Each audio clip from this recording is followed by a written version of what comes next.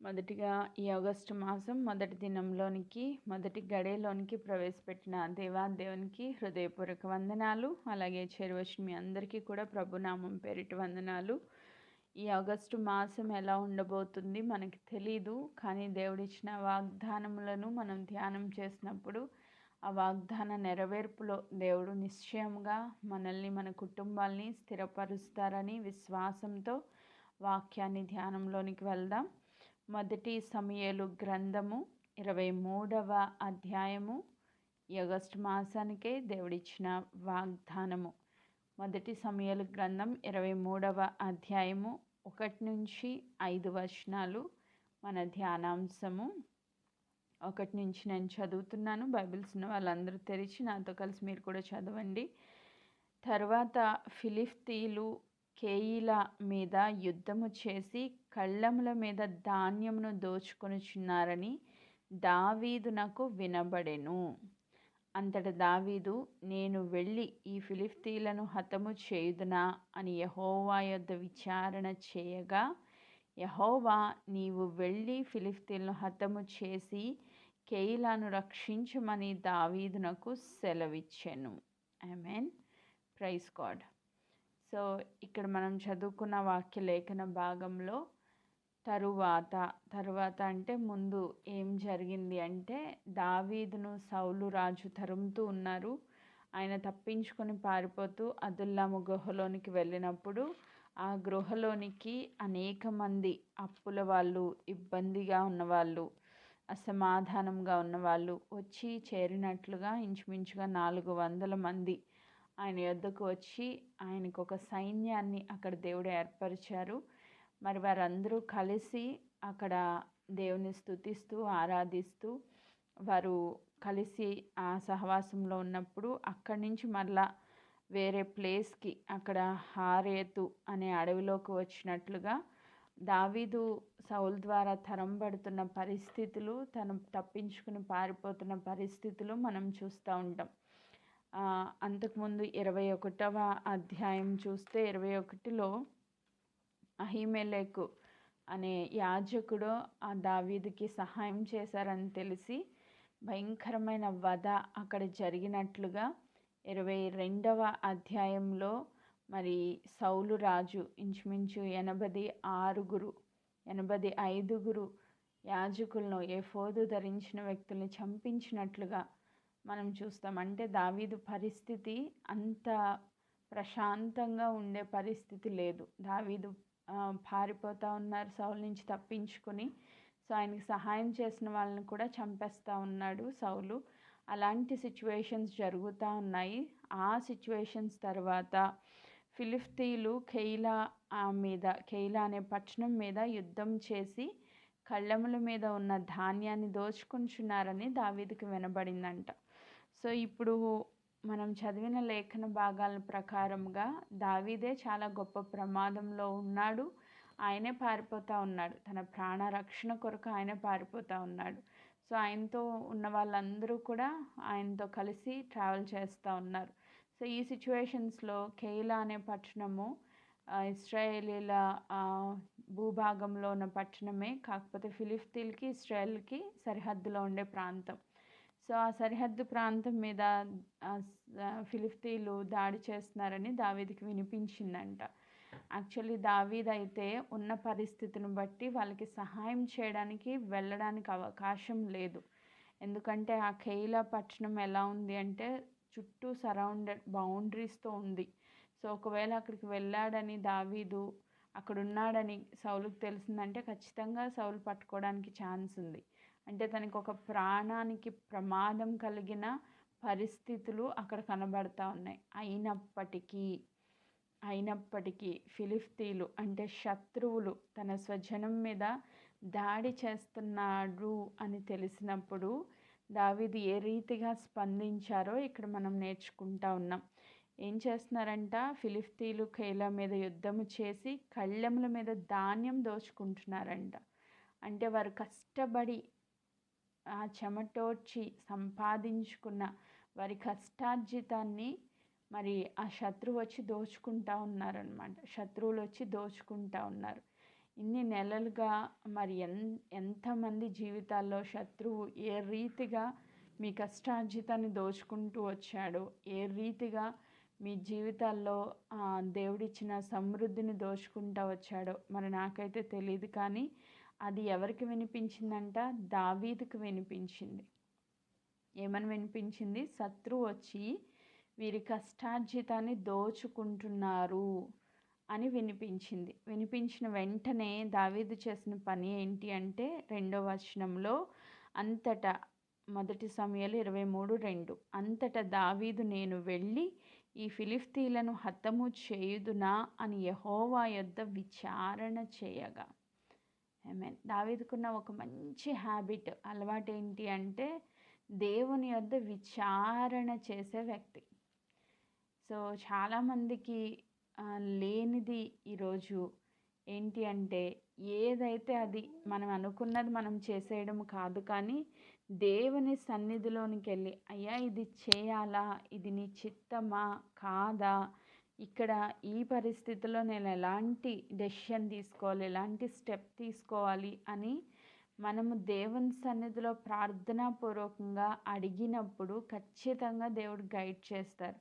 ఈ ఒక్క ప్లేస్లోనే కాదు, దావీదు ఎప్పుడు యుద్ధానికి వెళ్ళినా దేవుని దగ్గర పర్మిషన్ తీసుకుని దేవుని సన్నిధిలో వెళ్ళాలా వద్దా, ఒకవేళ వెళ్తే ఏ డైరెక్షన్స్లో వెళ్ళాలి అన్నది కూడా దేవుని సన్నిధిలో విచారణ చేసే అలవాటు కలిగిన వ్యక్తి.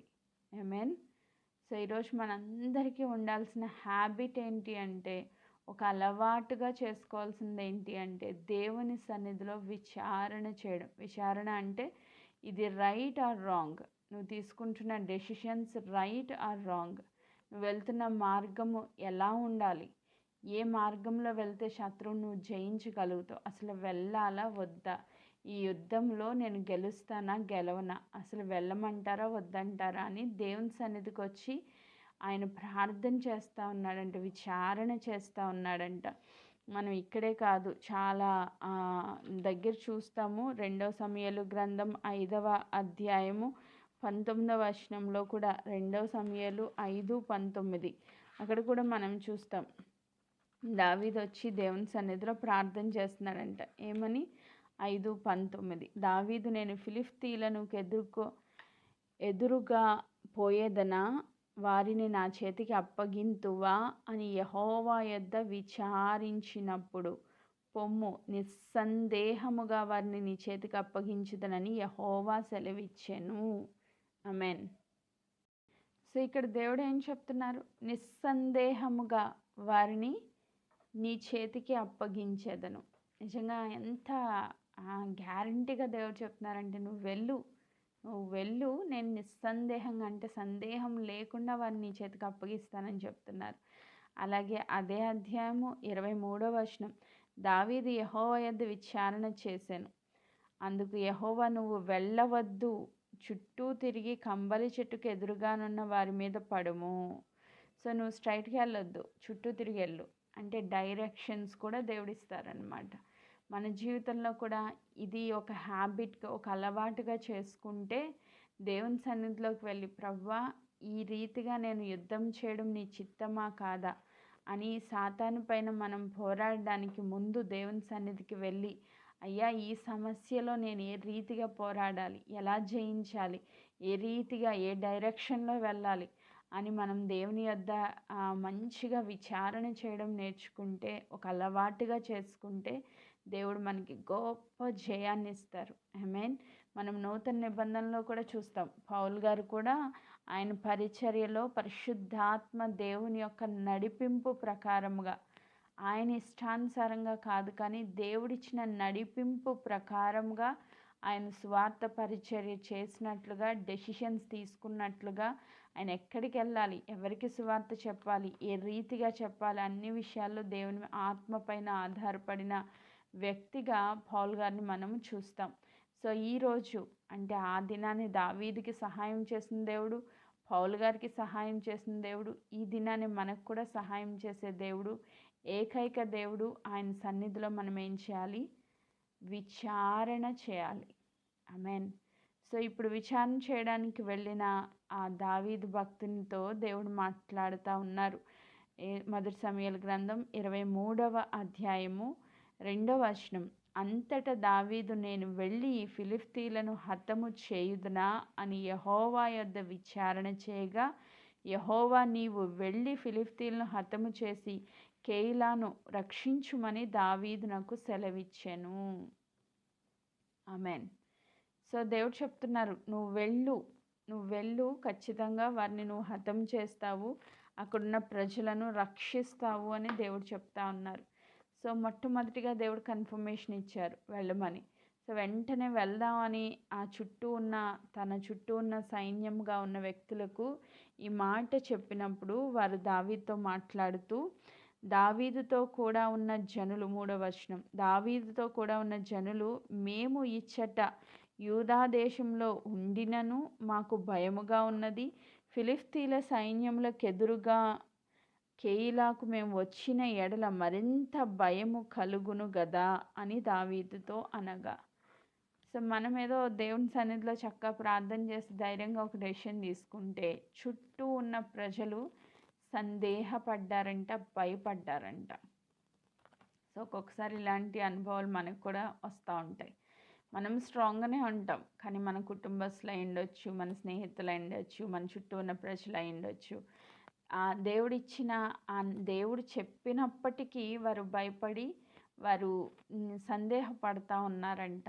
ఎందుకంటే మనం ఇక్కడున్నా మనకి ప్రాణహాని ఉంది, అక్కడికి వెళ్ళినా కూడా ప్రాణహాని ఉంది. సో మేము ఎక్కడికి వెళ్ళాలన్నా మాకు మహా భయము కలుగుతూ ఉంది అని ఆ చుట్టూ ఉన్న సైన్యం చెప్తా ఉన్నప్పుడు దావీదు మళ్ళా ఇంకొకసారి దేవుని సన్నిధికి వెళ్ళి 4వ వచనంలో దావీదు మరలా యెహోవా యొద్ద విచారణ చేశాను. సెకండ్ టైం కన్ఫర్మేషన్ కోసం మరలా దేవుని దగ్గరికి వెళ్ళారంట. Praise God. సో మనకి సందేహం వచ్చినప్పుడు మనం ఏం చేయాలి? నెక్స్ట్ డెసిషన్ ఎలా తీసుకోవాలో అర్థం కావట్లేదు. దేవుని సన్నిధిలోకి వెళ్ళి మరలా ప్రార్థన చేశారు. ఇప్పుడు చుట్టూ ఉన్న వాళ్ళ అనుమానాలు, సందేహాలను నివృత్తి చేసుకోవడానికి దేవుని సన్నిధి, ఆల్రెడీ ఒకసారి చెప్పారు కదా దేవుడు, మళ్ళీ ఎందుకు వెళ్ళి అడగాలి అని దావీదు అనుకోలేదు. మనము ఎన్నిసార్లు సందేహపడి దేవుని సన్నిధికి వెళ్ళినా మన దేవుడు మంచి దేవుడు కాబట్టి మనకి ఏం చేస్తారు? మనకి కన్ఫర్మేషన్స్ ఇస్తారు, రైట్ వేలో నడిపిస్తారు. ఇదే మాట మనం గిద్యోన్ దగ్గర కూడా చూస్తాం. న్యాయాధిపతుల గ్రంథం 6వ అధ్యాయంలో గిద్యోన్ దగ్గరికి దేవుని దూత వచ్చినప్పుడు దేవుడే దిగి వచ్చి ఆయనతో మాట్లాడుతున్నారు. ఆయన పిరికివాడిగా గోధుమల దుల్ల కొట్టుకుంటా ఉన్నాడంట, గానుగు చాటున దాక్కుని ఉన్నాడంట. ఆయనతో దేవుడు మాట్లాడుతూ పరాక్రమం గల బలాఢ్యుడా అని చెప్పినప్పుడు అసలు నమ్మలేని నిజంలాగా అనిపించింది ఆయనకి. అంటే నువ్వు లేచి ఈ ఇశ్రాయేలీయులకు న్యాయాధిపతిగా నిలవబడి నువ్వు యుద్ధం చేసి గెలుస్తావంటే ఆయనకి ఏమాత్రం నమ్మకం కుదరలేదు. అసలు నువ్వు నిజంగా నాతో మాట్లాడుతున్న దేవుడేనా అని కన్ఫర్మేషన్స్ తీసుకోవడానికి ఆయన మాట్లాడుతూ ఇదే న్యాయాధిపతుల గ్రంథము 6వ అధ్యాయము 39వ వచనాన్ని నేను చదువుతా ఉన్నా. 39వ వచనం. అప్పుడు గిద్యోను, నీవు నీ కోపము నా మీద మండనీయకము, ఇంకొక్క మారే ఆ బొచ్చు చేత శోధింప సెలవిమ్ము, నేలంతటి మీద మంచు పడి ఉండగా బొచ్చు మాత్రమే పొడిగా ఉండనిమ్మని దేవునితో అనగా, ఆ రాత్రి దేవుడు అలాగూ చేశాను. నేలంతటి మీద మంచు పడిన ఆ బొచ్చు మాత్రమే పొడిగా ఉంది.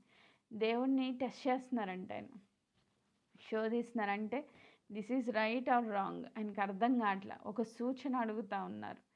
సో ముందు బొచ్చు వేశారంట, బొచ్చు ఒక్కటే తడవాలి, చుట్టూ ఉన్న నేలంతా పొడిగా ఉండాలని అడిగారు. దేవుడు ఆ రీతిగా చేశారు. మళ్ళా సెకండ్ టైం ఇంకా నమ్మబుద్ధి కావట్లేదు, సెకండ్ టైం కన్ఫర్మేషన్ అడుగుతున్నారు. ఇప్పుడు నేలంతా తడిసిపోలే, ఆ బొచ్చు ఒక్కటే పొడిగా ఉండాలి. ఎస్, దేవుడు అలా కూడా చేశారంట. దేవుడు మనకి కన్ఫర్మేషన్స్ ఇస్తారు. కన్ఫ్యూజన్స్లో ఉన్నప్పుడు కన్ఫర్మేషన్ ఇస్తారు. దేవుడు మాట్లాడతారు, దేవుడు గైడ్ చేస్తారు. నీకున్న కన్ఫ్యూజన్స్ అన్నింటి నుంచి దేవుడు విడిపిస్తారు. ఆమేన్. సో మనం ఏం చేయాలి? ఎన్నిసార్లు సందేహాలు వచ్చినా దేవుని దగ్గరికే వెళ్ళాలి. అదొక్కటి మనం నేర్చుకుంటే చాలు. దేవుని వద్దకు వెళ్ళి మోకరించి దేవుడితో మాట్లాడితే, దేవుణ్ణి అడిగితే, అయ్యా నీ చిత్తం ఏంటి ఈ విషయంలో, నీ ఉద్దేశం ఏంటి అని గనక మనము ప్రార్థన చేయడం నేర్చుకుంటే దేవుడు మనతో మాట్లాడతారు. అయితే మొదటి సమూయేలు గ్రంథంలోనే 28వ అధ్యాయము 6వ వచనానికి వస్తే, మొదటి సమూయేలు గ్రంథం 28వ అధ్యాయము 6వ వచనం నేను చదువుతా ఉన్నా. 28:6. యెహోవా యొద్ద విచారణ చేయగా యెహోవా స్వప్నము ద్వారానైనను ఊరీము ద్వారానైనను ప్రవక్తల ద్వారానైనను ఏమీయూ సెలవీయకుండెను. ఎవరిక్కడ విచారణ చేసింది అని చూస్తే సౌలు మొదటి రాజు, ఇశ్రాయేలు ప్రజలకు మొదటి రాజు. ఆయన కూడా వచ్చాడంట దేవుడి దగ్గరికి.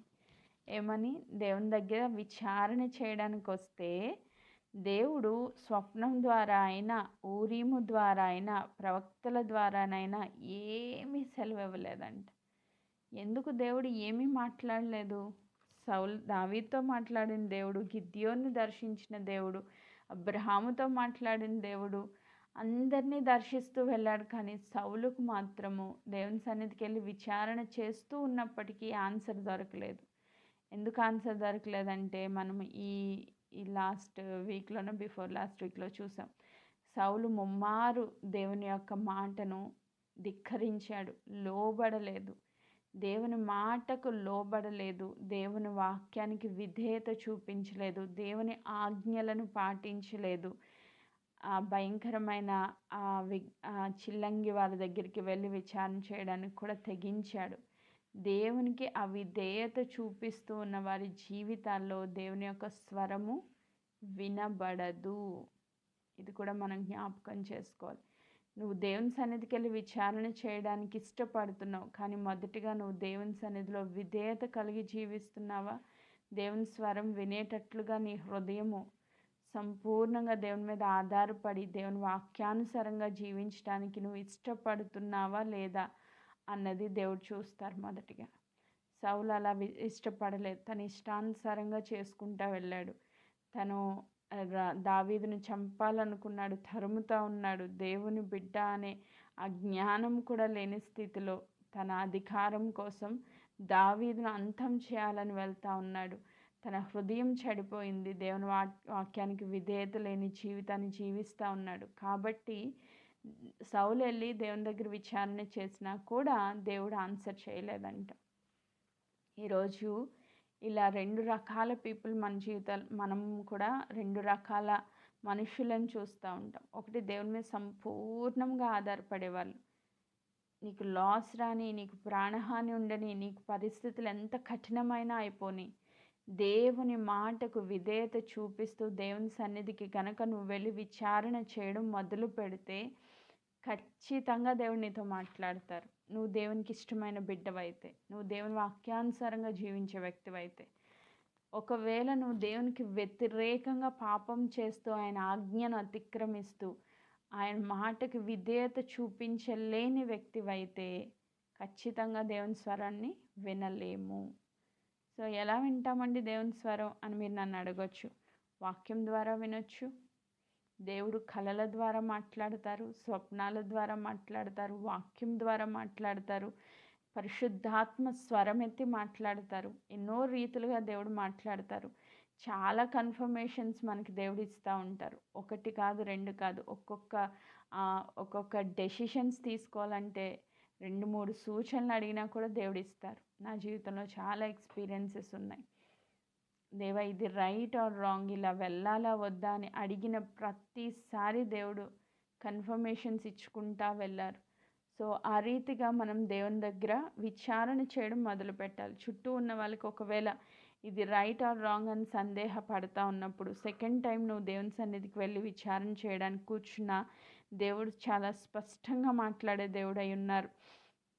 మొదటి సమూయేలు గ్రంథం 23వ అధ్యాయము 3వ వచనం, 23వ అధ్యాయం 4వ వచనం నేను చదువుతా ఉన్నా. దావీదు మరలా యెహోవా యొద్ద విచారణ చేసెను. నీవు లేచి కెయీలాకు వెళ్ళుము, ఫిలిష్తీయులని చేతికి అప్పగించుదురని యెహోవాకు సెలవీయగా, దావీదును అతని జనులను కెయీలాకు వచ్చి ఫిలిష్తీయులతో యుద్ధము చేసి వారిని లెస్సగా హతము చేసి వారి పశువులను దోచుకొనిరి. ఆమేన్. సో దేవుడు చెప్పిన మాటకు దావీదు విధేయత చూపించాడు. యాక్చువల్లీ అక్కడికి వెళ్తే తనకి చాలా ప్రాణహాని ఉంది. తనకే కాదు, తన చుట్టూ ఉన్న వారికి కూడా చాలా ప్రాణహాని ఉంది. అందుకే వాళ్ళు ఏం చేస్తున్నారు, భయపడుతూ ఉన్నారు. మరింత భయము కలుగును ఆ పట్టణానికి వెళ్తే. నెక్స్ట్ మనం కంటిన్యూషన్ చదివితే సౌలుకి వినబడిందంట, తను కూడా సిద్ధపడ్డాడు దావీదుని పట్టుకోవడానికి. మరలా అక్కడి నుంచి దావీదు తప్పించుకుని పారిపోయినట్లుగా మనం చూస్తాం. అయితే దేవుని చిత్తానికి విధేయత చూపిస్తే ఒకటి విజయమే కాదు, రెండు అక్కడ ఎటువంటి ప్రమాదం లేకుండా చూసుకునే బాధ్యత దేవుడిది. ఆమేన్. నువ్వు దేవుని దగ్గర విచారణ చేసి డెసిషన్స్ తీసుకుంటే ఖచ్చితంగా దేవుడు నీకు సహాయం చేస్తారు. నీ సొంత ప్రయత్నాల మీద నువ్వు వెళ్తే నువ్వు నష్టపోతే దానికి బాధ్యత దేవుడు వహించరు. దేవుని చిత్తానుసారంగా వెళ్ళినప్పుడు ఒకవేళ నష్టం జరిగిన కీడును మేలుగా మార్చే దేవుడు. ఆమేన్. సో నష్టపోకుండా కాపాడే దేవుడు, నిన్ను భద్రపరిచే దేవుడు, నీకు సహాయం చేసే దేవుడు. ఆమేన్. సో మరి ఈ నెలలో దేవుడి వాగ్దానాన్ని ఎలా మనకు అప్లై చేసుకోవాలి అని అందరికీ సందేహం ఉండొచ్చు. సో దేవుడు ఏం చెప్తున్నారు ఈరోజు, ఫిలిష్తీయులు అంటే శత్రువు ఏం చేస్తున్నాడంటే, నువ్వు కష్టపడి సంపాదించిన నీ కష్టార్జితాన్ని దోచుకుంటా వెళ్ళిపోతున్నాడు.